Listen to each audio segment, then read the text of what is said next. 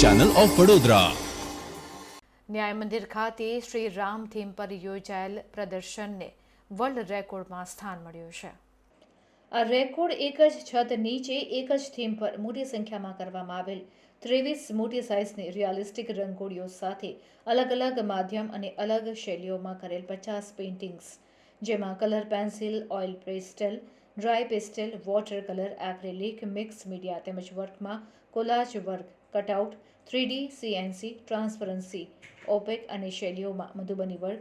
એપ્લિક work, Warli તથા પટચિત્ર સાથે 73 જેટલા આર્ટ વર્ક્સ તેમજ 2 પ્રયોગાત્મક કલાકૃતિઓ, જેમાં હનુમાન પોતાની છાતી ચીરીને રામજી અને સીતાજીનું દર્શન કરાવડાવે છે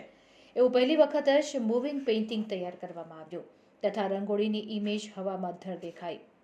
ઇમેજને હાથ લગાડીએ તો ત્યાં કંઈ જ ન હોય તેવી તૈયાર કરેલ કલાકૃતિઓ સાથેનું પ્રદર્શન પ્રથમ વખત જ થયેલ હોવાથી